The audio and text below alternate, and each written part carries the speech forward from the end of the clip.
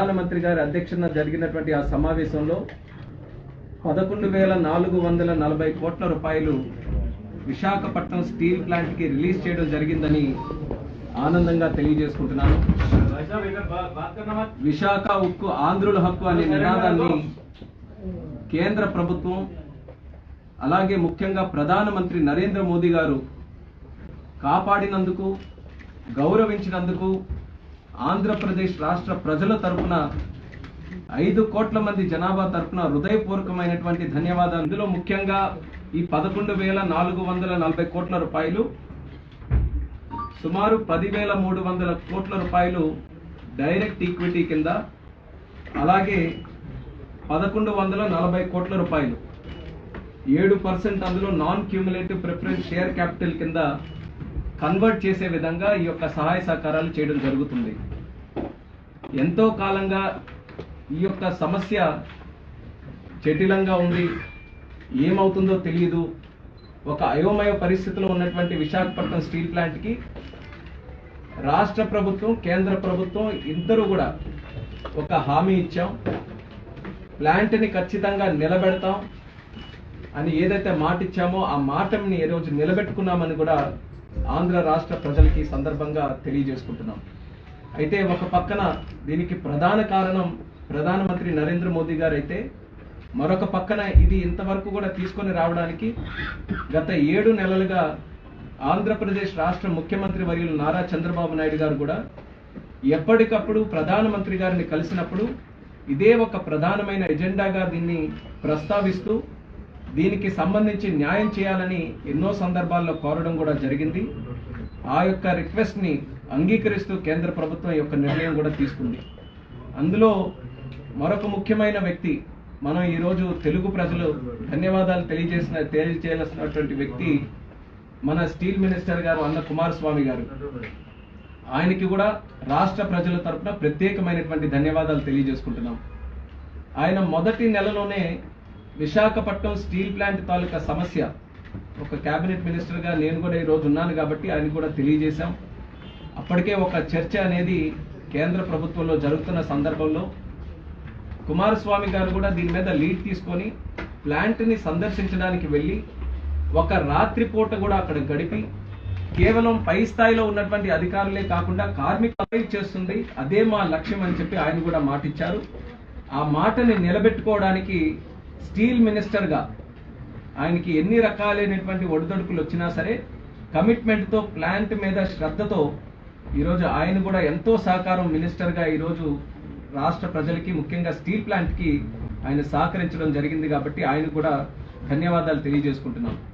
ఈ యొక్క ప్యాకేజ్ ఏదైతే ఉందో 11,440 కోట్ల రూపాయలు, ఈ ప్యాకేజ్ అంతా కూడా ప్లాంట్ తాలూకా రా మెటీరియల్ ఇబ్బందులు ఏవైతే కొన్ని ఎదుర్కొని ఉన్నాయో, అలాగే 3 బ్లాస్ట్ ఫర్నేస్లు ఉన్నాయి. ఈ 3 బ్లాస్ట్ ఫర్నేస్లు కూడా మళ్ళీ రివైవ్ చేసి పూర్తి ప్రొడక్షన్లో ప్లాంట్ని ఆపరేట్ చేయడానికి ఒక లక్ష్యంగా పెట్టుకొని ఈ క్యాపిటల్ ఇన్ఫ్యూజన్ని మనం తీసుకొని రావడం జరుగుతుంది. మీరు గమనిస్తే మొన్న జరిగినటువంటి ఎన్నికల్లో ఆంధ్రప్రదేశ్ ప్రజలందరూ కూడా ఒక నిర్ణయం తీసుకొని రాష్ట్రంలో, కేంద్రంలో ఎన్డీఏ ప్రభుత్వాన్ని గెలిపించినటువంటి కార్యక్రమాలే ఒక పెద్ద ఉదాహరణ. అందులో మణి కిరీటం లాంటిది ఈ యొక్క స్టీల్ ప్లాంట్ తాలూకా ఆర్థిక సహాయం అనేది కూడా తెలియజేస్తున్నాను.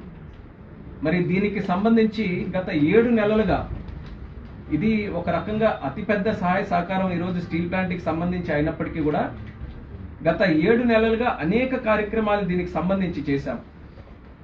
వచ్చిన వెంటనే, కొత్త ప్రభుత్వం ఏర్పడిన వెంటనే క్రిటికల్ స్టేజ్లో స్టీల్ ప్లాంట్ ఉంటే అప్పుడు కూడా మినిస్టర్ గారి తాలూకా సహకారంతో సుమారు 1,640 కోట్ల రూపాయలు గత 2 సంవత్సరాలుగా కిందటిసారి ఉన్నటువంటి రాష్ట్ర ప్రభుత్వం ఆంధ్రప్రదేశ్ రాష్ట్రంలో స్టీల్ ప్లాంట్ మీద ఉన్నటువంటి అశ్రద్ధతో, అసలు పట్టించుకోకపోవడం వల్ల అప్పుడు ఉన్నటువంటి మైనింగ్ లైసెన్సులు కూడా రెన్యూ చేయకపోతే మళ్ళీ కొత్త ప్రభుత్వం, ఎన్డీఏ ప్రభుత్వం వచ్చిన తర్వాత ఆ లైసెన్సులన్నీ కూడా మళ్ళీ పునరుద్ధరించి రా మెటీరియల్ అవైలబిలిటీ, అది శాండ్ కానీ మ్యాంగనీస్, విశాఖపట్నం స్టీల్ ప్లాంట్ ఎన్నో సంవత్సరాలుగా ఏ ఉద్దేశంతోనైతే అది ఏర్పడిందో దాన్ని ఫుల్ ఫ్లెడ్జెడ్ గా రన్ చేయాలి. 3 బ్లాస్ట్ ఫర్నెస్లు కూడా రన్ చేయాలి. 7.3 మిలియన్ టన్స్ ప్రతి ఏడాది ఆ కెపాసిటీ వరకు కూడా దాన్ని పుష్ చేయాలనే ఆలోచనతో ఈరోజు ఈ క్యాపిటల్ ఇన్ఫ్యూజన్ కూడా చేస్తున్నాం. ఖచ్చితంగా ఇది ఒక చరిత్రాత్మకమైనటువంటి నిర్ణయంగా విశాఖ స్టీల్ ప్లాంట్ చరిత్రలో నిలిచిపోతుందని కూడా ఈ సందర్భంగా తెలియజేస్తున్నాను. చరిత్ర ఒక్కసారి గుర్తు చేస్తే గతంలో కూడా స్టీల్ ప్లాంట్ వైజాగ్ స్టీల్ ప్లాంట్కి సంబంధించి కొన్ని సమస్యలు వచ్చాయి. అందులో సుమారు 99-2000 కాలంలో వాజ్పేయి గారు ప్రధానమంత్రిగా ఉన్నప్పుడు ఇదే రకమైనటువంటి సమస్య వస్తే అప్పుడు రాష్ట్రంలో ముఖ్యమంత్రిగా చంద్రబాబు నాయుడు గారు ఉన్నారు. అప్పుడు తెలుగుదేశం పార్టీ ఎన్డీఏ ప్రభుత్వంలో ప్రధాన పాత్ర పోషిస్తే ఆ తెలుగుదేశం పార్టీకి పార్లమెంటరీ నాయకుడుగా ఎర్రనాయుడు గారు ఉన్నప్పుడు ఒక ప్రత్యేక రూపాయలు డెట్ రీస్ట్రక్చరింగ్ అనేది ఆ రోజుల్లో చేయడం జరిగింది. దానివల్ల ఒక కొత్త ఊపిరి ఆ రోజు విశాఖ స్టీల్ ప్లాంట్కి వచ్చి దాని అభివృద్ధి కోసం ముందుకు నడిచే అవకాశం దక్కింది.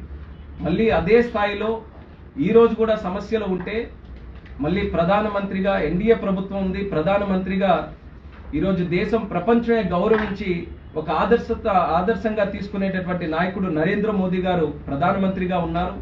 అలాగే రాష్ట్రానికి మళ్ళీ ముఖ్యమంత్రిగా చంద్రబాబు నాయుడు గారు ఈరోజు వచ్చారు. అలాగే ఈరోజు ఆంధ్రప్రదేశ్ రాష్ట్రం నుంచి కేంద్రంలో ఒక స్థానంగా మళ్ళీ నాకు కూడా ఈరోజు అవకాశం దక్కడం, మరి ఇవన్నీ కూడా అన్ని అనుకూలంగా ఉండే సమయంలో ఇంత పెద్ద ప్యాకేజ్ మళ్ళీ విశాఖపట్నానికి రావడం అనేది నిజంగా నాకు కూడా ఎంతో ఆనందాన్ని సంతోషాన్ని ఇచ్చే కార్యక్రమంగా ఈ సందర్భంగా తెలియజేసుకుంటున్నాను. గత 10 సంవత్సరాలుగా ప్లాంట్కి ఎప్పుడు ఏ సమస్యలైనా, రా మెటీరియల్ తాలూకా సమస్యలైనా ప్రతి ఒక్క విషయాన్ని అనేక సందర్భాల్లో దాని గురించి ప్రస్తావించి ప్లాంట్ని ఎట్టి పరిస్థితుల్లో ఆదుకోవాలి, కేంద్రానికి మన ఆంధ్రప్రదేశ్ రాష్ట్రంలో ఉన్నటువంటి ప్లాంట్కి ఉన్నటువంటి ఆ ప్రాముఖ్యతని తెలియజేయాలని ఎన్నో సందర్భాల్లో మాట్లాడాం. వాటన్నిటిని కూడా గుర్తు చేసుకుంటే ఈ రోజు అచీవ్ చేసినటువంటి కాబట్టి ఎన్ని రకాలుగా ఆయనకి ధన్యవాదాలు చెప్పినా తక్కువే అనేది సందర్భంగా తెలియజేస్తున్నాను.